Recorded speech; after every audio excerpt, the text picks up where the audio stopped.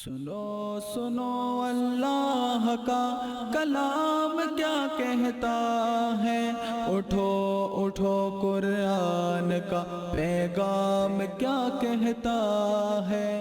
سنو یعنی قرآن کہتا ہے کہ اصحاب کہف 7 ہیں اور 8واں کتا ہے۔ اچھا، اب اس کا تذکرہ ہو گیا۔ اس کے بعد اب دیکھیں 2 قول تھے نصرانیوں کے اور 1 قول تھا مسلمانوں کا، لیکن آگے اللہ نے کیا فرمایا سنیے گا۔ کل اس کا معنی ہوتا ہے اے حبیب آپ اپنی زبان سے ارشاد فرما دیں، یعنی ڈیسیژن آپ نے لینا ہے، فیصلہ آپ نے صادر کرنا۔ یہ تو قول مل گئے نا، 1 قول ہے جناب 3 ہے، جناب 1 قول ہے 5 ہے۔ اچھا، اس زمانے میں جو مسلمان تھے، جس کا مطلب صحابہ کرام، ان کا قول یہ تھا کہ 7 تھے، لیکن اللہ کہتا ہے اب ڈیسیژن آپ نے لینا ہے، فیصلہ آپ نے صادر کرنا ہے، اور وہ فیصلہ صادر کرنا ہے جو میں کہتا ہوں۔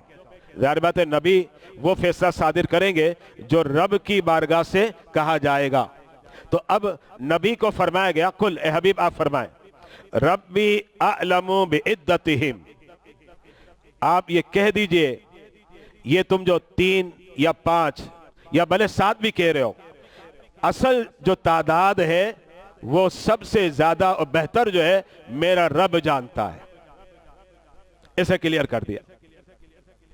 یہاں رب نے فرما دیا کہ جناب ٹھیک ہے 3 والا قول بھی ہے اور جناب 5 والا قول بھی ہے، دونوں قول قرآن پیش کر رہا ہے، کوئی تفسیر کی بات میں نہیں کر رہا، قرآنی کلمات سنا رہا ہوں۔ تو دونوں قول دیے جا رہے ہیں۔ اس کے لئے تو لفظ آ گیا رجمم بالغیب، جس کا مطلب کیا ہے، اس کے بارے میں تو تردید کر دی گئی، لیکن اس کے بعد جو 7 والا جو قول ہے تردید نہیں کی، اللہ نے تردید نہیں کی، لیکن اللہ یہ کہتا ہے کہ آپ یہ فرمائیں ربی میرا رب اعلم زیادہ جانتا ہے بعدتہم کہ اصحاب کہف کی تعداد کیا ہے، اس کو میرا رب جانتا ہے۔ اچھا، پھر اس کے بعد قرآن کیا کہتا ہے سنیے گا، ابھی بات کمپلیٹ نہیں ہوئی، اب ایک بات ادھوری ہے۔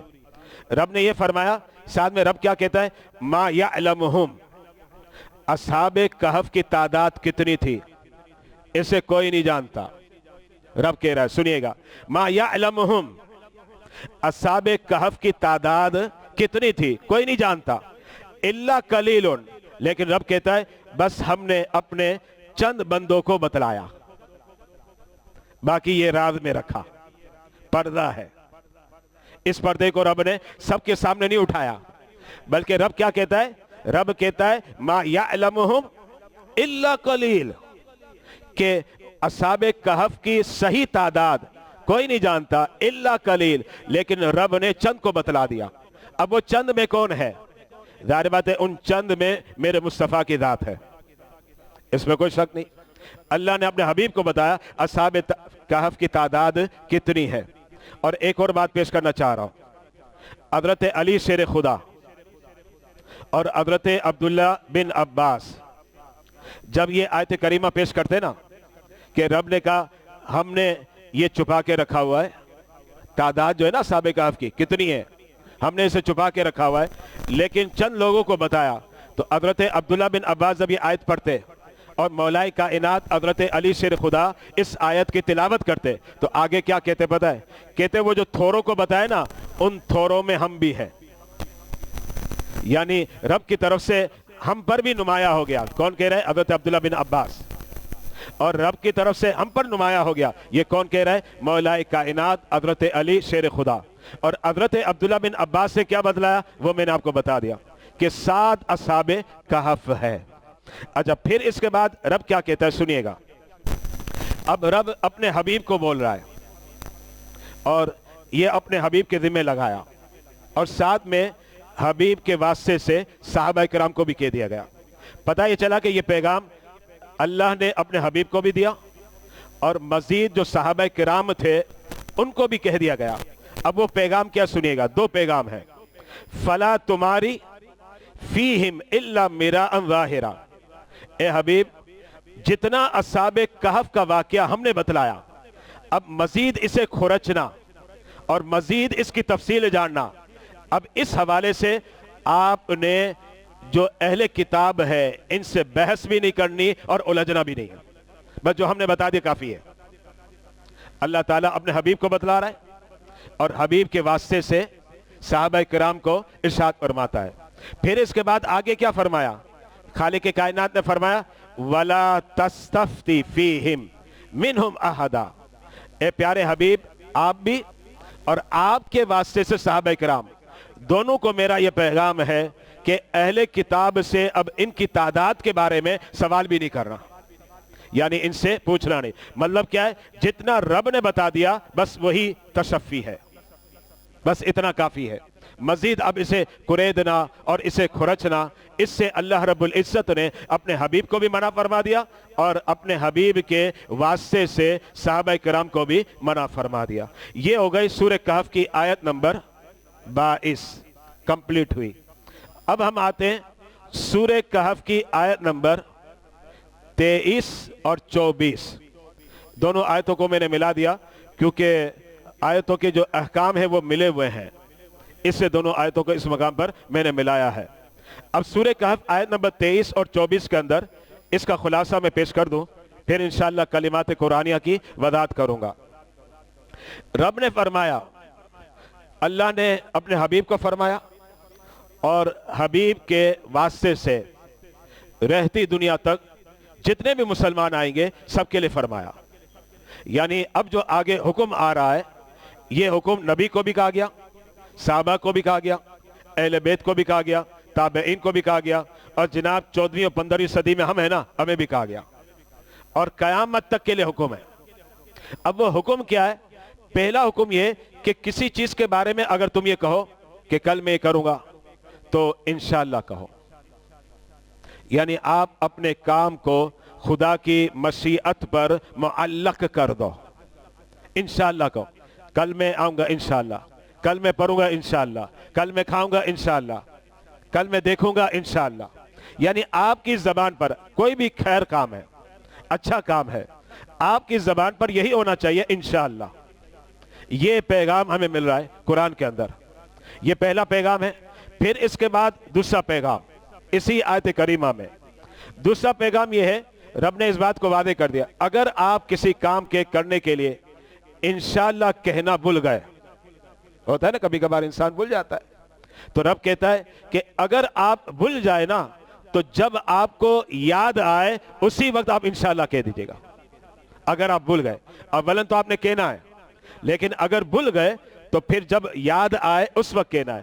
دو، اور تیسری بات سنیے گا وہ کیا ہے.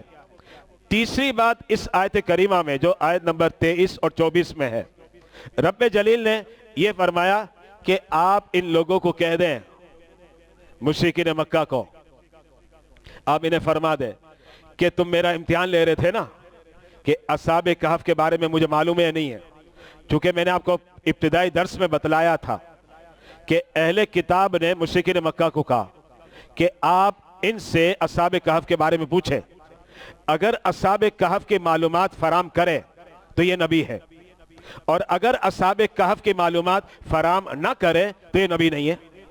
یہ کہا تھا اہل کتاب نے. اور اہل کتاب نے کن کو کہا؟ جناب مشرکین مکہ کو کہا.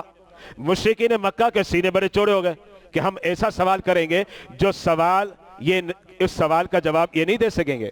لیکن جب مشرکین مکہ نے سوال کیا تو میرے آقا علیہ السلام نے جواب دے دیا، جو آپ نے بھی سن لیا، پڑھ لیا، سورہ کہف کے اندر مذکور ہے.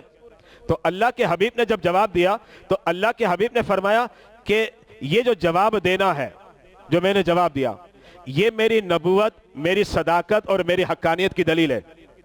کیونکہ تم نے یہ کہا کہ اگر یہ جواب دیں گے تو نبی ہے، اور اگر جواب نہیں دیتے، آنسر نہیں آتا، تو جناب یہ نبی نہیں ہے. تم نے تو یہ کہا اور میں نے جواب دے دیا. جب میں نے جواب دیا تو پتا چلا کہ میری نبوت پر یہ دلیل ہوئی. اچھا، اب میری نبوت، میری حقانیت، میری صداقت پر یہ دلیل ہوئی، لیکن رب کہتا ہے کہ اے حبیب آپ ان کو کہیں یہ تو چھوٹی دلیل ہے.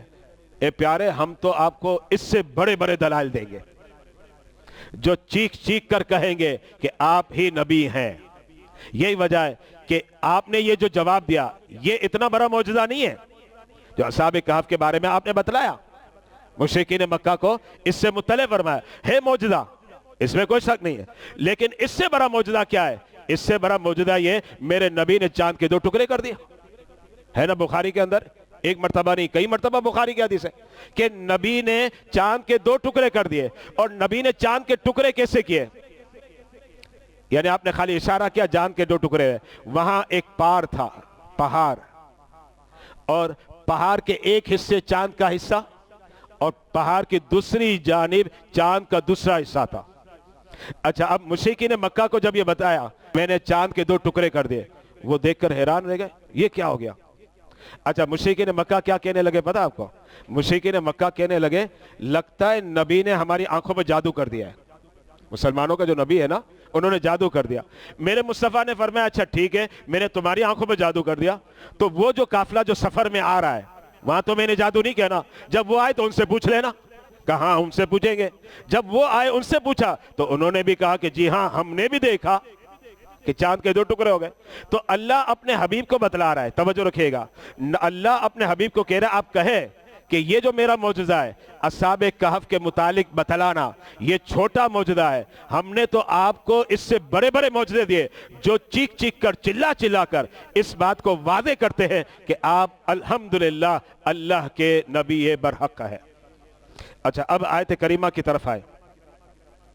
آیت کریمہ کے کلمات مقدسہ اللہ رب العزت فرماتا ہے وَلَا تَقُولَنَّ لِشَيْءٍ، اے حبیب کسی چیز پر کسی بات پر ہرگز آپ نہ کہیے گا. کیا نہ کہیے گا؟ اِنِّي فَاعِلٌ ذَلِكَ غَدًا، کہ آئندہ کل میں یہ کام کروں گا. بلکہ کیسے؟ إِلَّا أَن يَشَاءَ اللَّهُ، بلکہ آپ اس کے ساتھ کہے انشاءاللہ. یہ قرآنی پیغام، یہ نبی کو بھی پیغام ہے، صحابہ کو بھی ہے، اہل بیت کو بھی ہے. اچھا جناب اس زمانے میں بھی ہے اور آج بھی ہے اور قیامت تک رہے گا. جس کا مطلب کیا ہوا کہ کوئی بھی کام آپ کریں میں کروں تو طریقہ یہی ہوتا ہے کل انشاءاللہ درس ہوگا، انشاءاللہ ہم درس میں بیٹھیں گے، انشاءاللہ کل جناب کھائیں گے، انشاءاللہ جناب کل ہمارے گھر میں دعوت ہے، انشاءاللہ. یعنی اپنے سارے کام، لیکن وہ کام جو اچھے ہو، برے کاموں کی بات نہیں کر رہا، جو اچھے کام ہے، جو بھی اچھا کام آپ فیوچر میں کرنا چاہ رہے ہیں آپ کو اس کے بارے میں ظن ہو، یقین ہو، گمان ہو، کچھ بھی ہو، قرآنی پیغام یہ ہے کہ جناب آپ نے اسی انداز میں کہنا ہے انشاءاللہ اگر اللہ نے چاہا. اس کا مطلب ہے کہ آپ کا وہ جو کام جس کا آپ ارادہ رکھتے ہیں اسے آپ اللہ کی مشیت پر معلق کر رہے ہیں کہ میرا رب چاہے گا تو ہوگا. الحمدللہ ہمارا ایمان ہے الحمدللہ تعالی. تو اب رب نے فرمایا کہ اے حبیب آپ یہ فرمائے گا. آگے رب کیا کہتا ہے سنیے گا وَاذْكُرْ رَبَّكَ إِذَا نَسِيتَ. اگر اے پیارے ایسا ہو جائے نا کہ آپ نے یہ کہہ تو دیا کہ میں کل یہ کام کروں گا، پرسوں یہ کام کروں گا، لیکن آپ انشاءاللہ کہنا بھول گئے تو رب کیا کہتا ہے وَاذْكُرْ رَبَّكَ إِذَا نَسِيتَ. جب آپ کو یاد آئے نا تو آپ اس وقت کہہ دیں. یعنی ہمیں یہ پیغام مل گیا کہ اگر اس وقت ہم نہ کہہ سکے، ہمیں یاد آیا اور ہم نے کہا نہیں تو پھر بعد میں کہہ دیں انشاءاللہ. یہ رب نے اس بات کو واضح کیا. اچھا اب اس کے بعد سنیے گا رب کیا کہتا ہے. رب کہتا ہے اے حبیب آپ فرما دیں وَقُلْ، اے حبیب آپ فرمائیں عَسَىٰ أَن يَهْدِيَنِي رَبِّي، ان قریب میرا رب میری رہنمائی فرمائے گا. ان قریب میرا رب میری رہنمائی فرمائے گا. لِأَقْرَبَ مِنْ هَذَا رَشَدًا، یہ جو میری نبوت پر معجزہ ہے نا یہ چھوٹا ہوگا، رب مجھے اس سے بڑے دلائل دے گا. میں بڑے بڑے معجزات دکھاؤں گا اور وہ معجزات کہیں گے کہ الحمدللہ میں اللہ کا نبی ہوں. یہ اللہ اپنے حبیب علیہ السلام کو ارشاد فرماتا ہے. یہاں میں ایک بات پیش کرنا چاہ رہا ہوں قابل توجہ. پہلے حوالہ دیکھ لیں. گزشتہ اتوار کو بھی میں نے حوالہ دیا تھا تفسیر مظہری. میں نے کہا تھا بڑی بہترین تفسیر ہے، کچھ مقامات اس کے اندر مشکل ہے اور میں نے اس کا کافی مطالعہ کیا ہے. تفسیر مظہری کا یہ اصل عربی زبان میں ہے اور اس کا ترجمہ الحمدللہ ہم سنیوں نے کیا ہے، ہمارے سنی علماء نے اس کا ترجمہ کیا ہے. اور اس کا ترجمہ چونکہ دیوبندی حضرات بھی مانتے ہیں اس تفسیر کو تو انہوں نے بھی کیا ہے اردو میں. यानी अगियार भी इस किताब को मानते हैं और उसका तर्जुमा किया है।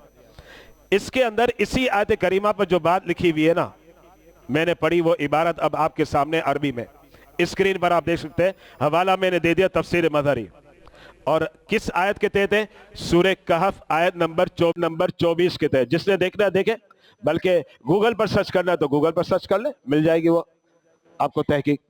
इन्होंने क्या लिखा है आप सुनिएगा। फरमाया रब अपने हबीब को कहता है कि ए हबीब, हम आपको ऐसे मौजूदात देंगे जो आपकी नबुवत, सदाकत और हकानियत पर वाज़ेह दलील होंगे, और वो मौजूदे इससे भी बड़े होंगे। तो अल्लामा सनाउल्लाह पानी पत्ती क्या लिखते हैं इसके दे, कहते हैं वक़द फ़अला, रब ने फरमाया कि हम देंगे। अब वो क्या कहते हैं? रब ने अपने हबीब को दे दिया। वक़द फ़अला, जाहिर बात है बाद में तफसील लिखी गई, तो दे तो पहले दिया गया ना आपकी हयात ज़ाहिरा में। वो कहते हैं वक़द फ़अला, रब ने फरमाया ना हम अजीम मौजूदात देंगे, तो वो कहते हैं वो मौजूदात रब ने अपने हबीब को दे दिए। अब उस मौजूदे में जिक्र करते हैं, सुनिएगा। हैसु आताहु इल्म गैबिल मुरसलीन, जितने भी अंबिया किराम गुजरे, हजरत आदम अलैहिस्सलाम से लेकर हजरत ईसा अलैहिस्सलाम तक, इनकी जितनी भी खुफिया बातें थी, ए प्यारे हमने वो सब आपको दे दिया, आपको अता कर दिया। अच्छा, फिर इसके बाद क्या कहते हैं? और वह इल्म मा काना व मा यकून, और आगे फरमाते हैं ए प्यारे हबीब ने जो कुछ हो चुका और जो कुछ कयामत तक होगा वो सब का इल्म जो है आपको अता फरमा दिया। फरमाया ये बड़ा मौजज़ा है। और फिर आगे क्या फरमाते सुनिएगा। आगे लिखा मा हुआ औदहु फिल हुज्जती, अच्छा व अक़रब इला रुश्दी मिन खबरी अस्हाबिल कहफ।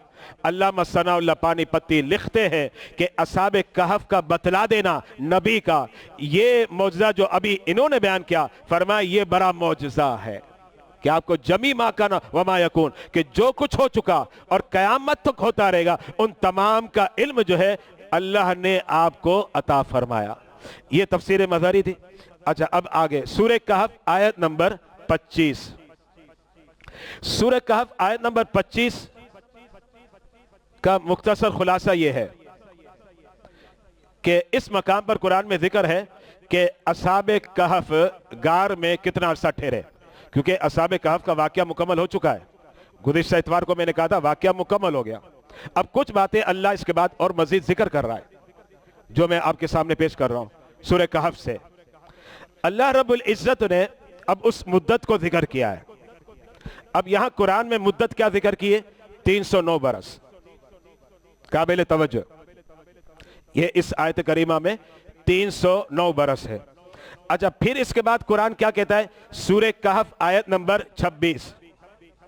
जब 309 बरस को जिक्र किया, इसके बाद कुरान कहता है ए हबीब आप ये कह दे, बेहतर तो अल्लाह ही जानता है कितनी मुद्दत है।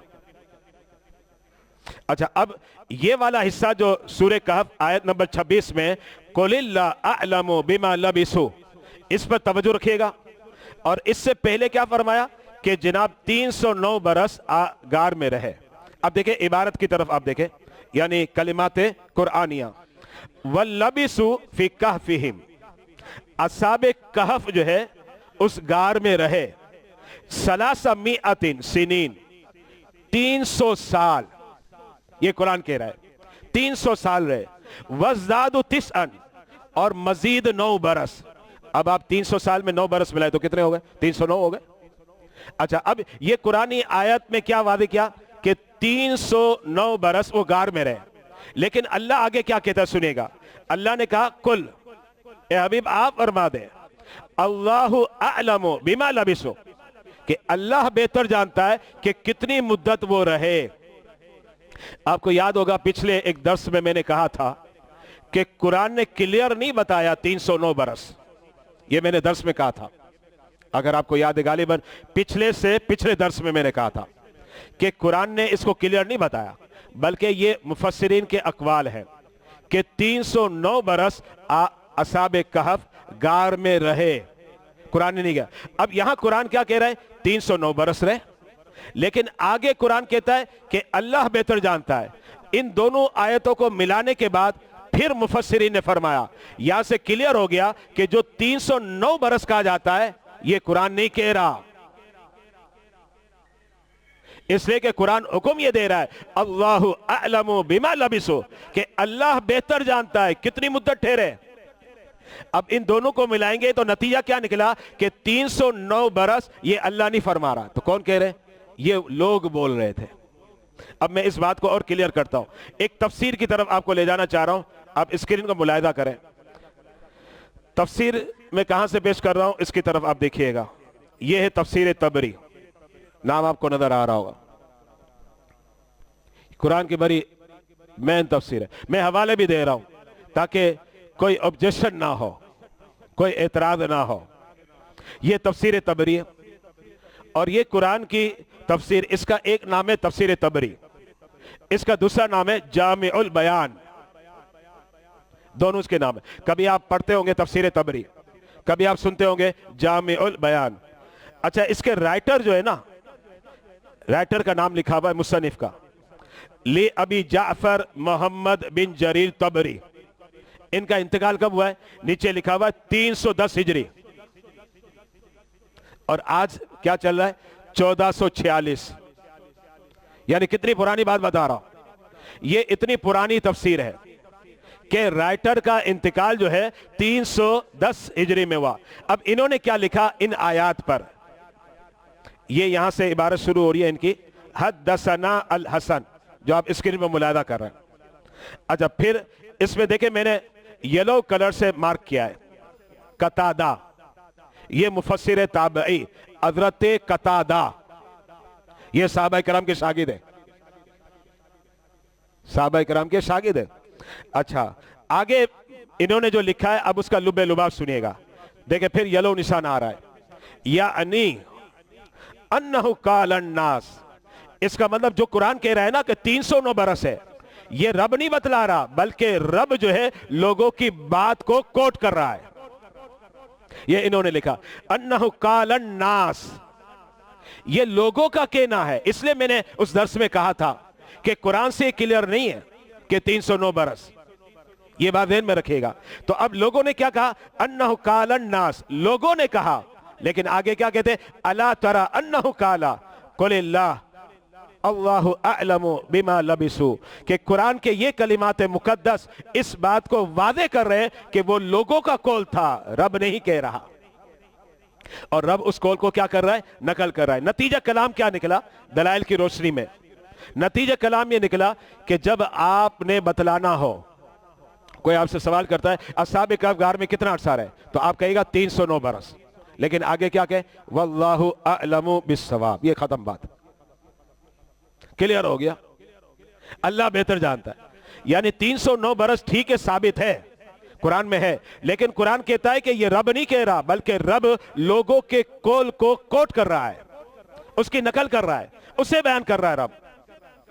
اور صحیح کیا ہے؟ اللہ اعلم، اللہ بہتر جانتا ہے۔ اس لیے اگر آپ کو بتلانا ہے تو آپ کیا بتائیں گے؟ آپ اس انداز میں بتائیں گے کہ اصحاب کہف غار میں ٹھہرے 309 برس، لیکن آگے فوراً کہیے گا واللہ اعلم بالصواب، اور اللہ بہتر جانتا ہے۔ میں آپ کو قرآن سمجھا رہا ہوں، جو قرآن نے کوٹ کیا ہے، جو قرآن بتلا رہا ہے۔ اچھا، پھر اس کے بعد آگے آئیے گا، خالق کائنات آگے کیا کہتا ہے؟ لہو غیب السماوات والارض، اور آسمان و زمین کا جو غیب ہے ذاتی طور پر صرف اور صرف اللہ جانتا ہے، اس میں تو کوئی شک ہی نہیں ہے، یہ مسلمانوں کا عقیدہ ہے۔ اور اللہ کے حبیب جو جانتے ہیں وہ اللہ کی عطا سے جانتے ہیں، یا صحابہ اگر جانے تو وہ اللہ کی عطا سے جانے۔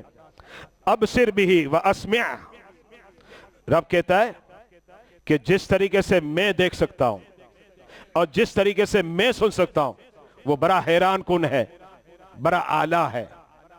پھر اس کے بعد رب کہتا ہے ما لہم من دونہ من ولی، رب کہتا ہے ہاں سن لو، مددگار حقیقی طور پر صرف اور صرف میں ہوں، میرے سوا کوئی نہیں ہے، یہ بالکل کلیئر ہے۔ ولا یشرک فی حکمہ احدا، اور اس کے بعد رب کیا کہتا ہے؟ رب کہتا ہے کہ جو ہم حکم کرتے ہیں نا، اس حکم کے اندر بھی کوئی شریک نہیں ہے۔ पता चला ना अल्लाह के हुक्म में कोई शरीक हो सकता है, ना अल्लाह की सिफात में कोई शरीक हो सकता है, ना अल्लाह की ज़ात में कोई शरीक हो सकता है। अल्लाह अपनी ज़ात में भी यकता है, अपनी सिफात में भी यकता है और अपने अक़वाल में भी यकता है। ये हो गई मुकम्मल आयात और हमारा दर्स जो है कंप्लीट हो गया।